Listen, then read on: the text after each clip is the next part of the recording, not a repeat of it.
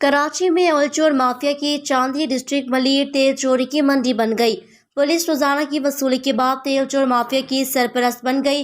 तेल चोरी माफिया के नेटवर्क ने पूरे डिस्ट्रिक्ट मलिर को तेल चोरी का अड्डा बना लिया। खास तौर पर मेमन गोड़ थाने की हदूद में काठोर सुपर हाईवे की तरफ जाने वाला तकरीबन हर होटल पर तेल चोर माफिया के कारिंदे और टैंकर से तेल चोरी करने में मसरूफ है, जिसका खुमियाजा आवाम को भुगतना पड़ता है। एक खसूसी सर्वे के मुताबिक पोर्ट कासिम से निकलने वाली ऑयल टैंकर पूरे पाकिस्तान में पेट्रोल और डीजल सप्लाई के लिए रवाना किए जाते हैं, जिनसे बड़ी मिकदार में रास्ते में ही तेल चोरी कर लिया जाता है। बासूख जराये से बताया जाता है ये काम अंधेरे होता ही शुरू हो जाता है। सुबह तलू आफ्ताब तक लाखों रुपए का चूना लगा दिया जाता है, जिसमें खास तौर पर ड्राइवर काले तेल निकालने पर ढोंग रचाने वाले तेल चोर इलाका पुलिस की मिली भगत से किया जाता है।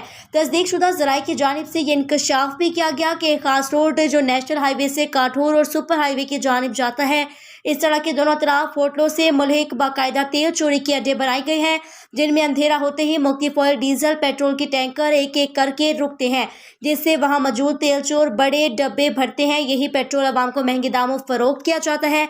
हैरत की बात यह है कि इतनी बड़ी शरह पर सरेआम तेल की चोरी और इलाका पुलिस की खामोशी इस मिली भगत का राज अपनी ज़बान आप बयान करती नजर आती है।